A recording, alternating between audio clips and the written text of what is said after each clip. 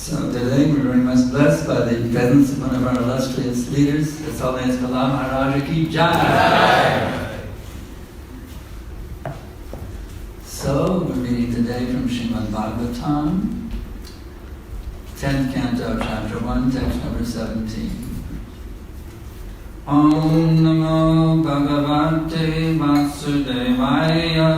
Om Namo Bhagavate Vasudevaya. Om Namo Bhagavate Vasudevaya. Om Namo Bhagavate Vasudevaya. Om Namo Bhagavate Vasudevaya. Om Namo Bhagavate Vasudevaya.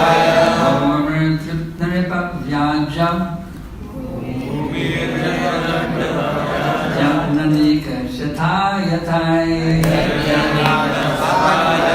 Nanta Buri Burena Sharanam Yoyao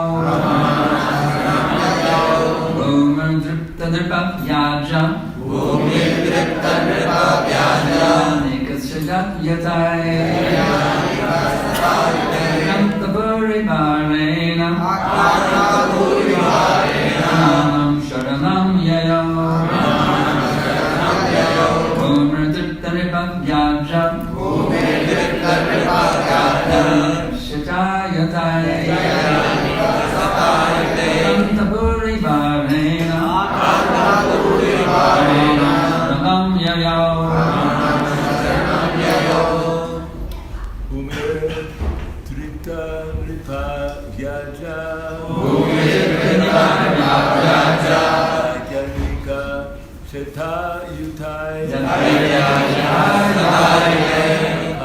Ankaburi Bharena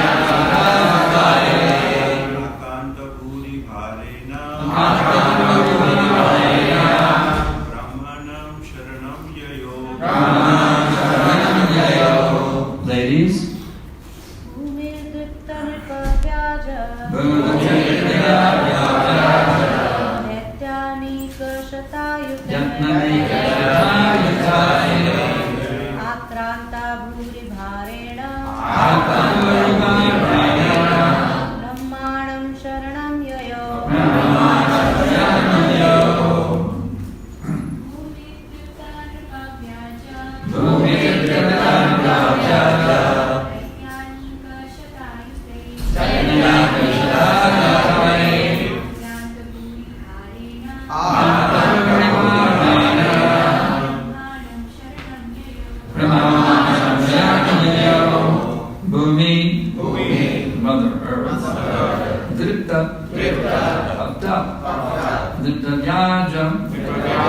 Posing as kings or the supreme power personified in the state. Of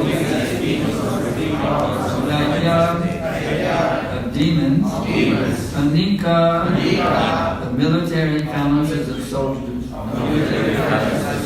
Satayutai, communally by hundreds of thousands. Being overburdened. By a burden of unnecessary fighting power. Come to Lord Brahma to take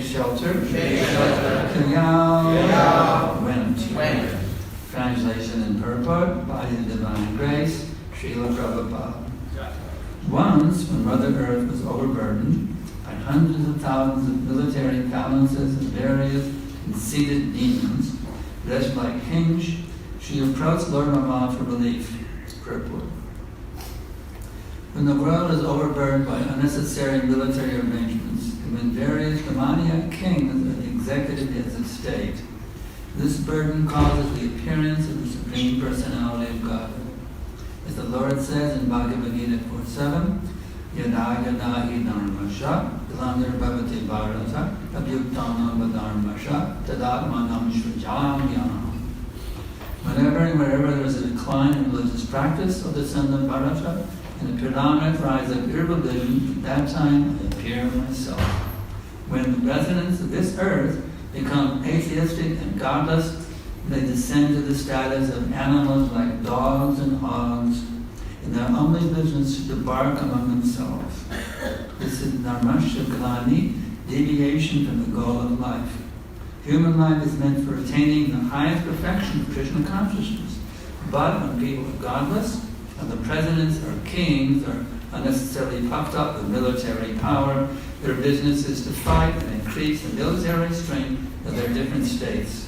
Nowadays, therefore, it appears that every state is busy manufacturing atomic weapons to prepare for a third world war. Such preparations are certainly unnecessary, for they reflect the false pride of the heads of state. The real business of a chief executive is to see to the happiness of the mass of people by training them in Krishna consciousness in different divisions of life. Saturvanyam maya srishtam guna karma vibhavasha. Bhagavad Gita 4:13.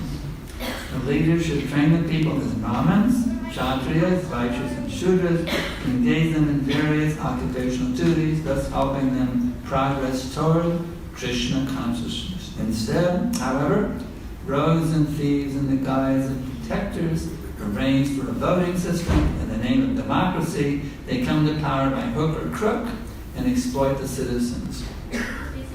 Even long ago, Asuras, people devoid of God consciousness, became the heads of state, and now this is happening again.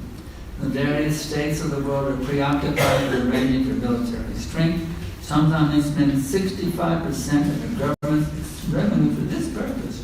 But why should people's hard-earned money be spent in this way? Because of the present world situation, Krishna descended in the form of the Krishna consciousness movement. This is quite natural, for without the Krishna consciousness movement, the world cannot be peaceful and happy.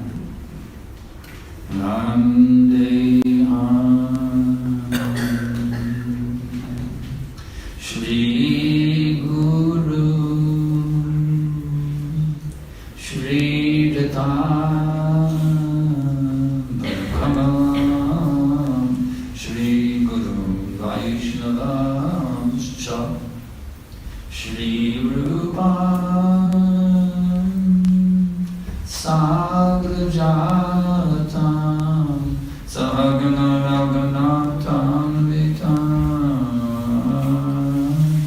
Tam Sajiva Sadharitam Savadutam Parijana Sahitam Krishna Chaitanya Deva Shri Radha Krishna Padam Samagana Lalita Shri Vishakam Namo Vishnu Padaya Krishna Prestaya Bhutale Śrīmad Bhaktivedanta Swami Namaste Saraswate Deve Gauravani Pracharine Nirvishesha Shunyavadi Paschatya Vishayine. So, how much indeed are we fortunate to be blessed by the loving mercy of His divine grace, A.C. Bhaktivedanta Tridanti Goswami Maharaj Prabhupada. This present world, especially now, is becoming more and more and more trying to awaken their Krishna consciousness are finding so many obstacles. So many obstacles. The people in general are suffering like anything. It's really a hellish nightmare, actually. But this Krishna consciousness movement is Krishna's special mercy, with the mercy of Chaitanya Mahaprabhu, and especially our beloved Founder-Acharya, Srila Prabhupada, taking this Chaitanya movement worldwide. Now we have the opportunity to take advantage of this movement, to absorb ourselves in this movement, and to spread this movement, for saving the fallen world from the hellish nightmare. I especially noted this one statement about Prabhupada said about the leaders, their only business is to bark among themselves. Bark, bark, bark. What does a dog want to do when he sees another dog bark? Yesterday, we were getting to leave our ashram. One gentleman was walking with a dog, so I like to reach out and make relationships wherever I go with people. So tonight, this man had been to Mayapur, and he had his dog. We were having some nice talk. He said, Hare Krishna. It was nice, a nice gentleman. But there was another dog behind the fence, about 20 feet away. His only business was bark, bark, bark. Seeing another dog, bark, bark, bark, bark. So this is the state of our leaders. So we have to be very intelligent, understand what's going on here. The second canto of the Bhagavatam gives us a very nice sloka in this connection. Shiva Vedara Rashtar Karai Samstisa Parashapshu Na Jata Karma Pato Peta Jatana Magada Grajaha. Those men who are like dogs, hogs, camels, and asses, they praise those men who did not listen to the transcendental pastime of the Lord Sri Krishna, delivered from all evils. So Prabhupada explains in a wonderful lecture he gave on this verse. What is the business? These dogs, hogs, camels, and asses. Who do they vote for? A big dog, hog, camel, and ass. You see? So that's the position. The little dogs, hogs, the camels, and asses, they vote for the big dogs, hogs, camels, and asses. Prabhupada actually elaborates what is the business of the dog? To be good for a master. Just like they have these special institutions for training people to become dogs. What do they call it? Universities. They work very hard, and they have their diploma, and my graduate certificate, they go door to door with their diploma in their mouth, begging on four legs, please accept me as your qualified dog, going door to door. That's the dog. And then Pandit Viraha, the village hog who eats stools. They eat anything and everything is cool to eat nowadays. And then Hoshtara, the camel. The camel, what does he do? He chews the thorns, and they cut his tongue, and very, very, he's drinking his own blood, very tasty. And Prabhupada compares it to people who want to pass semen. It feels so good. You see. Actually, one drop of semen is 40 drops of blood, and so they think, it feels so good. Drinking their own blood by chewing the thorns. And the last one, they ask, you see. They ask him the beast of burden. He carries a huge burden on the back all day long for the master. To get a little grass at the end. What does he get? The little grass. But there's grass growing on the side of the road everywhere. The grass is growing. He's so foolish. If I don't carry this big burden, I won't get any grass. So Prabhupada compares the dogs, hogs, camels, and asses in this way. So let us not be foolish to think these persons can help us, these dogs, hogs, camels, and asses. We need actually Krishna conscious leaders. I remember the old days in ISKCON, Prabhupada, remember the God we just started? Prabhupada started in God, and actually in Gainesville, our president, Amarendra, ran for office, taking many, many votes. But then Prabhupada had this topic, it's illegal, a church can't have a political party at the same time. But we actually are very happy. Sometimes our devotees run for office. It's very good if our devotees can run for office. Even we have non-devotees who are favorable, like we have Tulsi Gabbard in the U.S. She's favorable. She glorified Prabhupada. If we have, even they're not devotees, even they're favorable to our movement. That's also very good. But unfortunately, we don't have such politicians. So what to do? That's called preaching, book distribution, Harinam, cultivation programs. If they don't become devotees, at least they should vote for saintly people. At least they can do that much. It will be a great benefit for the world. So, where do we get the potency to do such things? How do we get the power and the potency to make a difference in the world, you see? Well, there's a very nice verse. See if I remember the sloka. Vancha vegam manasa krodha vegam jiva vegam mudaro pasta vegam etan vetam yo vishaheta jirva sarvam vipimam prativimshisha. One who can conquer mind, words, anger, tongue, belly, and genitals, he can make disciples all over the world. And Prabhupada told Jayagata Swami, he can make the whole world his disciples. So the whole point is, the more that we can conquer these pushes, mind, words, anger, tongue, belly, and genitals, the more we can have a positive impact on the whole world around us, you see. So, the revolution you want to make begins right here with ourselves. Revolutionize your consciousness and then revolutionize the world. So we have a wonderful process, sadhana bhakti, how to bring these rascal senses. You see, right now we're engaged in indriya seva, serving these senses. So instead of becoming Godas, we become Goswamis. Not just the sannyasis, everyone, brahmacharis, grihastas, vanaprasthas, we're all meant to be Goswamis, you see. It's conquerors of the senses. Because the more we bring these senses under control, the more we'll actually have potency to bring in the world out of chaos, you see. The Prabhupada explains in one purport, he says, the Krishna conscious being is always thinking and planning how to deliver the suffering humanity back to home, back to Godhead. So we're meant not only to Krishnaize ourselves, we're meant to Krishnaize the whole world around us. That is called the Krishna conscious movement. So let us take this mission very seriously. Prabhupada very much encourages us to be enthusiastic for pushing forward this movement. In fact, when I first joined, I got a letter from Prabhupada. When I got initiated, I sent my dakshin into Prabhupada to London, from Austin to London. And I said, Prabhupada, I want to spread this movement. He really picked up on that I had this enthusiasm for spreading the movement. So he wrote me back a wonderful letter. He said, I see you're a very sincere and enthusiastic boy, eager to spread this Krishna consciousness movement. He said, now continue enthusiastically as you were doing, and surely Krishna will bless you. So is that instruction any less potent now in 2025 than it was in 1971? It's the same potency. Prabhupada is encouraging us to be enthusiastic for pushing forward this movement, and we get the blessings of Krishna. Krishna wants to see how enthusiastic we are for pushing forward this movement. And it reciprocates.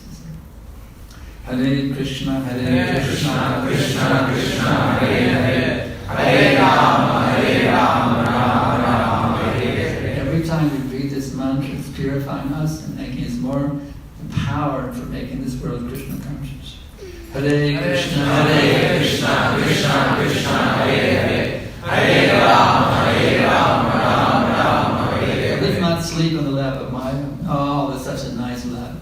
Take a nice nap. Let's not sleep on the lap of Maya. Let us be very enthusiastic to wake up, Jeev Jago, Jeev Goda, to wake up, to be Krishna conscious and share it. Actually, it's compassion. All it means is be compassionate. Don't be greedy, be compassionate. How did this movement get started? We can read the Lamrita, the amazing compassion of Prabhupada, Swamiji, them, in that little storefront. It was so compassionate. One boy wanted to leave. They give up the association, and Prabhupada started crying, can you imagine? One hippie wanted to leave, Prabhupada was crying. Can you imagine the compassion?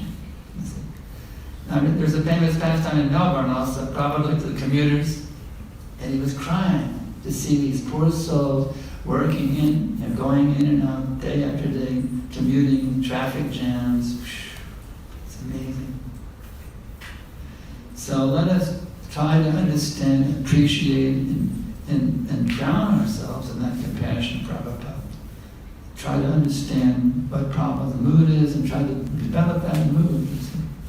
Always been a loving, sharing, caring mood, never an exploitative, authoritarian mood. Always in a sharing, caring, compassionate mood. On our God brothers, God sisters, God nephews, the whole movement, compassion has to be the center of our movement. Otherwise, it's not Krishna conscious movement. It's always meant with love and compassion. How can I serve the Vaishnavas? How can I please the Vaishnavas? You know, we have a famous quote. Krishna says, if you're my devotee, you're not my devotee. If you're the devotee of my devotee, then you're my devotee. So how much am I devotee of the devotees? We have to really look at ourselves and see how much I'm a devotee of the devotees, or how much I just want to take advantage of the devotees. Actually, we're killing ourselves. I just want to take advantage of the devotees. But we're blessing ourselves the more I want to become the servant of the Vaishnava. How can I make the devotees happy? How can I please them? How can I inspire them to become more and more absorbed in Krishna consciousness? This process is very simple. It's very nicely described in Nectar Devotion. We read the Nectar Devotion. Prabhupada said, read it repeatedly. If we read the Nectar Devotion and try to understand what Rupa Goswami is telling us, as transmitted by Prabhupada, what is Rupa Goswami saying? What does he want? What does Rupa Goswami want? Why is he giving this book, Bhaktivedanta Sindhu? He wants to teach us how to actually go deep, deep, deep, deep into this ocean of bhakti rasa. So let us take advantage. We have unlimited facility in this movement to actually taste the sweetest nectar every minute. Somebody says, they ask me, what does that mean if I'm actually Krishna conscious? If we're actually Krishna conscious, every day is better than the previous day. Every moment is better than the previous moment. Krishna consciousness means ever increasing ecstasy, going deeper and deeper and deeper into the ocean of bhakti. So let us actually be Krishna conscious.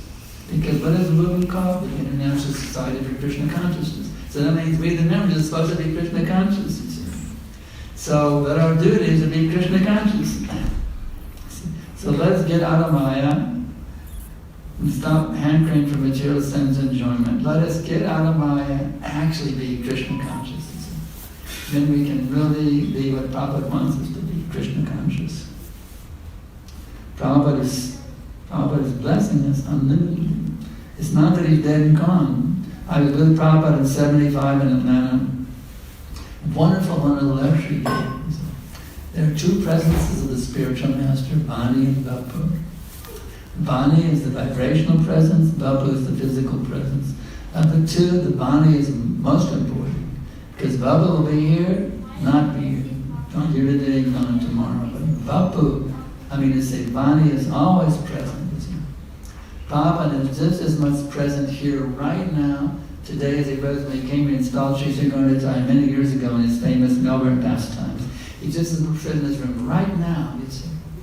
So all we have to do is connect by reading his books, by hearing his lectures, by hearing from his devoted followers like Prahlad Maharaj, you see. We actually connect. We can connect with Prabhupada and be rhythmically connected with him. Prabhupada has unlimited loving mercy for each and every one of the followers of this movement. It's not just his disciples. He has unlimited loving mercy for every single member of this movement. So learn how to connect with Prabhupada by trying to please him. How can I think, speak, and act in such a way that Prabhupada is pleased with me in all times, places, and circumstances? Let us be in this mood and actually we'll feel Prabhupada's mercy showering upon us. We can actually connect with Prabhupada, Bhaktisiddhanta Saraswati, all the great acharyas in our line, all the way back to Krishna himself. So the process is very scientific. It actually works. How do you know it works? Well, try it, you see. How do you know the recipe is good? Try the recipe. And you get a good, try the cake recipe, you get a good cake. It was a good recipe. The cake came out great. So this process, there's a recipe given in the Nectar Devotion. Do it and you'll get the result. You'll actually have the awakening of the love of God within your heart. It's an amazing thing. Actually, love of God is already there, it's sleeping within. Krishna is waiting, he's just waiting. When will this person become fully qualified so I can fully manifest myself to him? Krishna wants that. He wants to fully reveal himself to each and every one of us. So we have to stop holding back. Well, I don't know. I'll try. Sounds like you're that. You chant, well, I'll try. So they say, will you try to eat also? No, you eat, and don't try to eat. So, will you try to be Krishna conscious? You determine, yes, now I will be Krishna conscious. We have to have that determination. Yes, now I will be Krishna conscious. I'll kick out the lust, the anger, the madness, the illusion, I'll kick it all out, and now I will be Krishna conscious. And I know I'm not qualified to do that, but I'll beg for the mercy I can do that. Just like Prabhupada told me in one letter, he told me now, all material desire is zero. And then he challenged, whether you can be like that. Well, I don't know, I can't be like that, I'm such a weak neophyte here, but I always pray to Prabhupada, on my own, I cannot be like that, all material desire is but beg. By your mercy, Prabhupada, then I can become all material zero. So, beg for the mercy. Beg for the mercy of Prabhupada, beg for the mercy of your spiritual master. In this way, beg, and guess what? The reciprocation comes. Krishna is just waiting. When will this person be in the mood of a beggar, bowing down and begging for the mercy? So do it, and you'll taste the result. We guarantee it. It's guaranteed by all the great acharyas. If we embrace this process wholeheartedly, like only business, we will feel the reciprocation. We will have an amazing mystical experience actually within the heart. We fully embrace the process. So, any questions? Any corrections? Any doubts? Yes? Have you ever felt that mystical... Okay, just tell in the mic. Have you ever felt the mystical change in your heart? Have you ever felt mystical change in your heart? Well, by Prabhupada's mercy, as a hippie, I'm happy.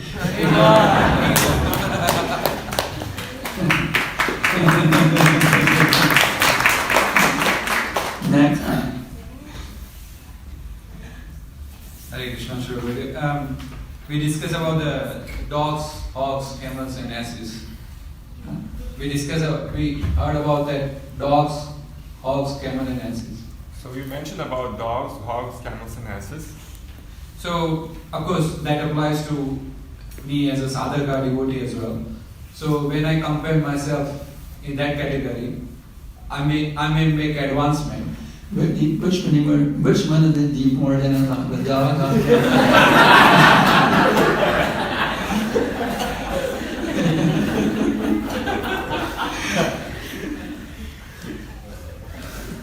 In all categories.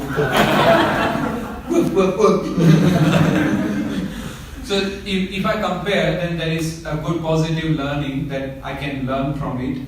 But at the same time, if I do it like overdo, then I can depress myself that, oh, I'm just like this, So what is the balance we have to take while practicing devotional life?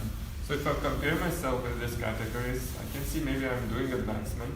But if I overdo it, I become The more you depressed. feel fallen, the more you make advancement.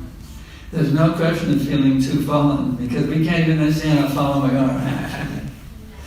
So the more you feel fallen, the more you become elevated, actually. So there's no question of feeling too fallen. We never feel fallen enough. We're much more fallen than we even consider, even concept of. So the more I feel fallen, the better off I am. Yeah. But it doesn't mean you become discouraged. So how do you be fallen without being depressed? That's the basic question. Well, what did Prabhupada say? Don't be depressed, don't be depressed, don't be depressed. That's the order of Srila Prabhupada. So feel fallen, but become enlightened, enthusiastic.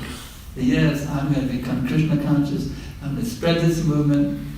Understand? Does that help a little bit? Yeah. It's good. Thank you. Next. Yes. Hare Krishna, Prabhu. Prabhu, now we're ending book marathon. So we saw a lot of devotees participating in book marathon, from young people, young devotees to Vyasta devotees, taking time out of their life and going out and distributing books, which is so nice to see. But my question is about Harinam Sankirtan. When we go out and distribute holy name on the street, we don't see that enthusiasm so much. How important is that, Prabhu, distributing Harinam and being enthusiastic out on the street and dancing and singing? Can we have something, can we hear some inspiration from you, about the... We have to show the practical implication of the books also. Instead we give the books, we don't show the practical implication. Harinam Sankirtan is the practical application of the books. So Gyan and Vigyan, so the knowledge in the books, and they see that devotees chanting in ecstasy, then they know, oh yeah, this is where it takes me. By reading these books, I'll be chanting and dancing in ecstasy also. So they both go together. Jnana and Vijnana. The knowledge and the practical application. Thank you.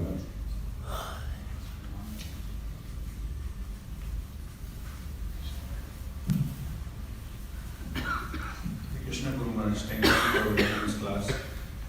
My question is, day to day we are struggling, while we are struggling day to day life, and sometimes even can't come to temple due to work and other responsibility. What is the best way, how we can progress? So in day-to-day life, we need to go to job, we have other responsibilities, and we may not able to come to temple, so how we can progress? Yat kadoshi yadasnasi yad zagosi dadasi yat. Whatever you do, whatever you eat, everything you're doing, you have to dovetail with Krishna, you see.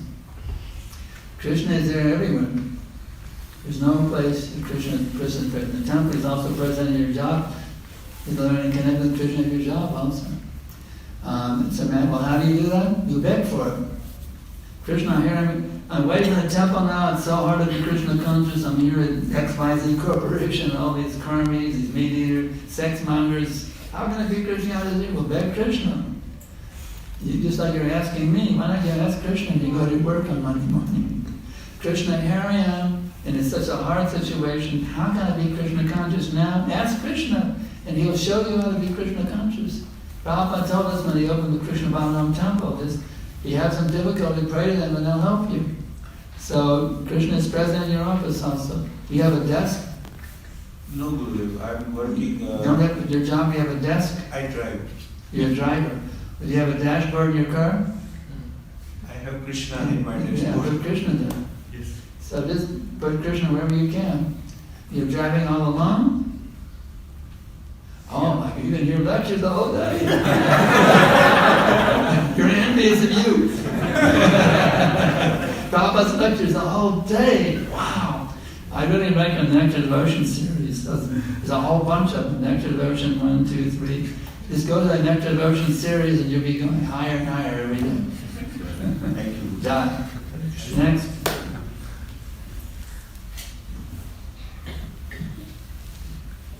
Hare Krishna Guru. Thank you for the nice class. You mentioned when you take advantage of devotees, you are killing yourself. Rather you need to be a servant of the devotees. Can you please elaborate? Can you elaborate? You mentioned if we take advantage of devotees, we are killing ourselves. Instead, we need to serve Yeah, them. because you're trying to lord it over. How can I engage these devotees for my sense gratification? That means it's Vaishnava Parad. If you try to take advantage of the devotees for your own sense gratification, it's a great offense. So instead of trying to be served with the devotees, how can I serve the devotees? Even the spiritual master, he has to think, how can I serve these devotees? Krishna sent me so many devotees I have to serve, not how can I get service and all. No, that's an offense to the spiritual master also. Offense to think, how can I get all these people to serve me very nicely so I can live very comfortably, like a king? No, it's a great offense. The spiritual master thinks, how can I serve these persons? How can I inspire them and enliven them so they become completely absorbed in pure devotional service? Does that help a little bit? Yes, Guru Maharaj. And you mentioned yesterday as well, we need to facilitate others' Krishna consciousness as well. In a practical life, for example, whenever we get a service, we try to do it ourselves. We don't try to extend to other people.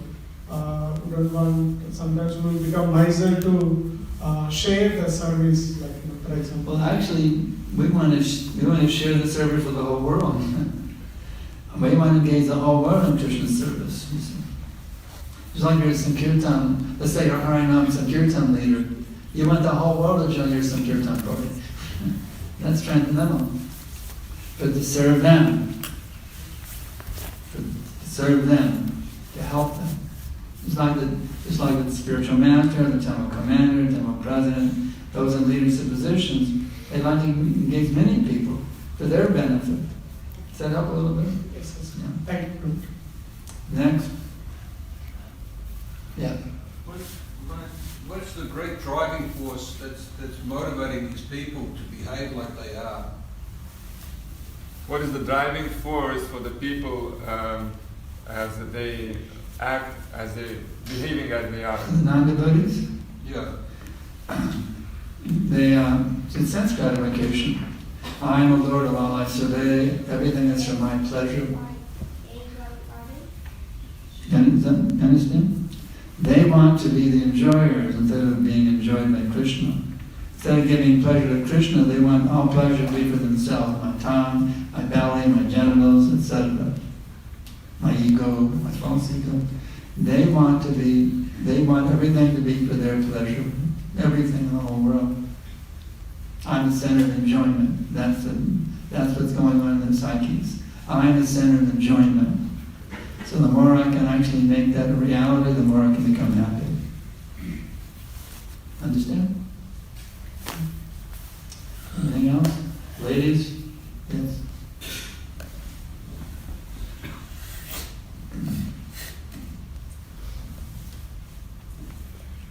Hare Krishna Maharaj, thank you for the nice class. Maharaj, should our main objective be to serve the lordships and the devotees without worrying about going back to burden, or should we aspire for that too? So, should we serve the devotees and the Lord without desire of going back to Godhead, or it's alright? Or should we do Should that we desire to go back to Godhead? Should we also do that? Should we also desire to go back to Or Godhead? should we desire to have? No. Should we have a desire? No. Should we serve the devotees and the deities selflessly, or should we also desire to go back to Godhead? Should we serve devotees and deities selflessly, or also we should have a desire to go back to Godhead? Well, Prabhupada encourages the desire to go back to Godhead. That's a fact. That is a motivating factor. He encouraged, what's the name of the magazine? Back to Godhead. So Prabhupada encouraged that move, but he also taught us the higher principle. And he also gave the example of devotees. When you're totally absorbed in pure devotional service, you're already back to Godhead. Janme Prabhu said, "You're my Lord, birth after birth." So it's there, but actually, a pure devotee doesn't even care. He's already connected with Krishna fully, even in the material world, because he's fully absorbed in devotional service with every thought, word, and deed, in all time, place, and circumstances. So both are good, but actually, the pure devotee is already back together, even if you're in Melbourne. Does that help a little bit? Thank you, sir. Yeah.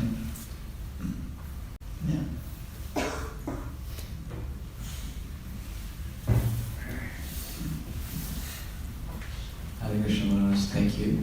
The scene here is about the political leaders and Mother Earth being harassed by them. My question is about how much, as devotees, are for ourselves be involved with all this political awareness. And I see there is a lot of political movements, politics and sporting events, they capture the main landscape of human society. Now we have some strong leaders, a lot of commotion going on. And as devotees, we become politically aware of what's happening in the world, and I find a lot of nationalistic fervor, perking up within the devotee consciousness. So my question is... Nationalism is Maya. We're transcendental nationalism. Or partyism or nationalism. We're transcendental all that stuff. We're Lord Chaitanya's followers. And that's our party politics. Lord Chaitanya's movement, take over the world, that's our politics. Not that I'm going to join with this. All these political parties, they're all contaminated with sinfulness. So we don't like any of them. We like to make them all Krishna conscious. Yeah. Even the one hippie, who wasn't even a devotee, but he turned me out of the mantra. And he was a member of what's called the big political thing in counterculture, the SDS, the Students for Democratic Society. He wrote a lecture to kill them all. Chanting Hare Krishna was the actual formula for peace. Because he was afraid they would criticize him. I didn't read it. He actually read a whole lecture to tell the SDS Hare Krishna is the way for peace. But actually, it's the only solution, Krishna consciousness. If we can gain an audience with them and help them understand how they can achieve their goal for Krishna consciousness, that'd be great. If you can make a relationship with only to hear from you, that's very good.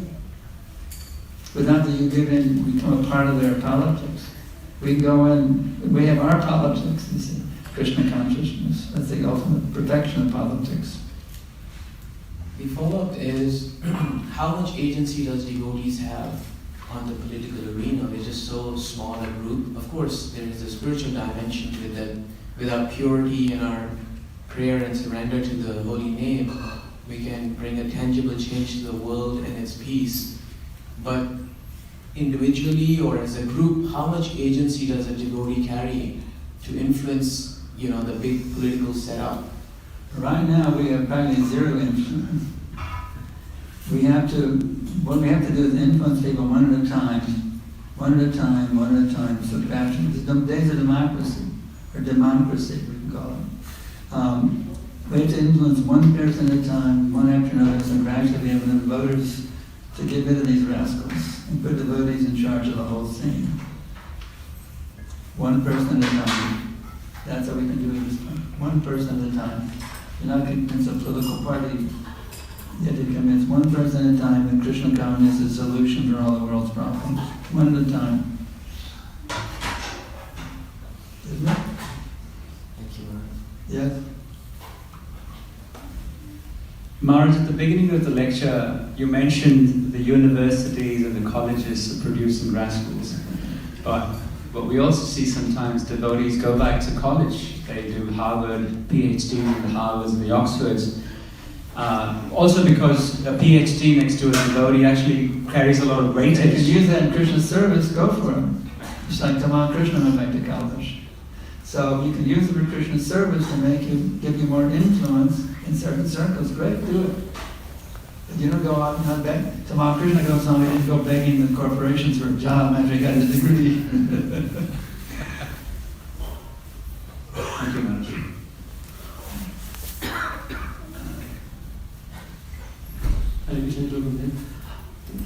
So, like to influence just a follow-up on that question, to influence others or when we are trying to make others devotees, sometimes we have to, to engage them in service, we have to, massage their ego. So is it okay so that they get engaged in the service, or we should smash their ego right in the beginning? So sometimes when we try to engage someone in the service, non-devotees, we need to flatter the ego. Is it all right, or it's better to smash immediately? Whatever works, you see. Prabhupada gave so much encouragement to people also. So you have to see what's practical. Time, place, and circumstance. Different strokes for different folks. See what works for that person to encourage and inspire them to engage in service. There's not some hard, there's not some one policy. Every person is an individual. How can you inspire that person, his individual mentality, his individual talents, etc., to engage himself in Krishna service? Thank you, Clarence. Hare Krishna, Shri. In the paper it says human life is to attain the highest perfection in Krishna consciousness. Kindly explain what highest perfection means. All material desire is zero, like Prabhupada told me. Your only desire is to please Krishna with every thought, word, and deed, in all time, places, and circumstances. That's it, nothing else. Actually, it's described in teaching the Lord Chaitanya. Very nice 6 points are given for total surrender.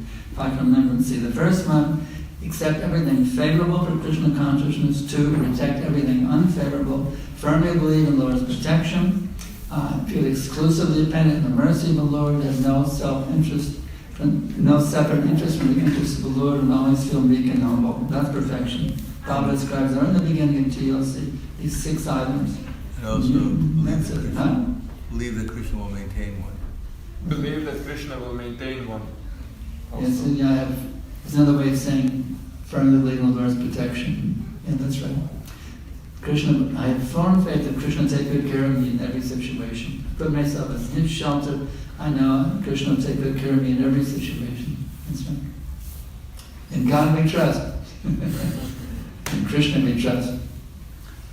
I give myself fully to Him, I know everything's covered by His mercy. I have nothing to fear. Just put myself completely in Krishna's hands. I've seen a popular song when I was a kid. He's got the whole world in His hands. He's got the whole world in His hands. Krishna's got everything in His hands. Just put yourself completely in His hands and be amazed how things work out so beautifully and wonderfully in every situation. In the good times, the bad times, in any situation, you put yourself fully in the hands of Krishna, everything becomes very beautiful. Thank you, Shri. Anything else? Do we call it quits now? We got some more questions. By the way, if you have any doubts, I love doubts. The doubts about this process, doubts about ISKCON, any doubts are welcome. I love doubts. Yes. Someone.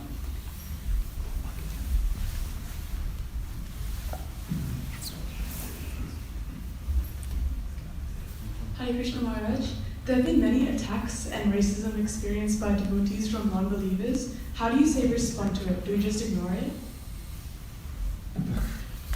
If I miss, just you can correct. Sometimes if devotees get attacked by non-devotees, like verbally or insulting, so how we should react? Well, it happened to me. When I was we were attacked in Miami, I had out the name on the Day.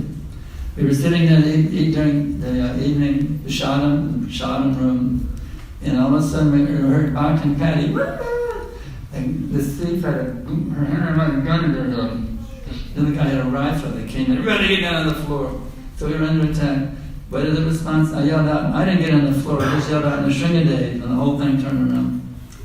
Before he knew they were gone. After I yelled Nrsimhadev's name, the whole thing turned around. So you're in danger, I recommend the name Nrsimhadev. He's very powerful protector of the devotees. Nrsimhadev! It works really well, it's my experience. What about criticizing? Criticizing? Say thank you very much.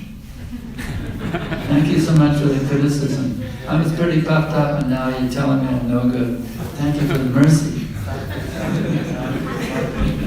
I thought I was pretty advanced, but now I realize I just really fallen.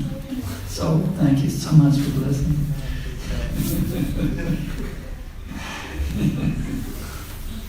Next? Yes. We have till 9 o'clock actually. That's what Mali Ruda did till 9.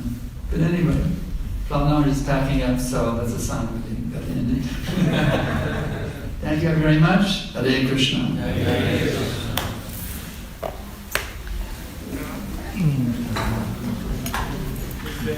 Adhikari Jai! Revolutionizing Maharaj ki Jai! Prabhupada ki Jai!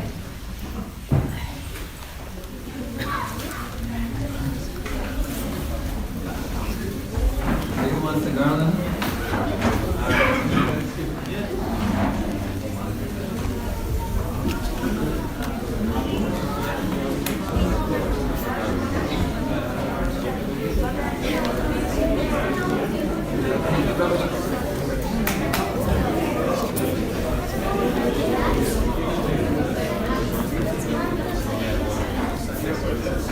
Thank you.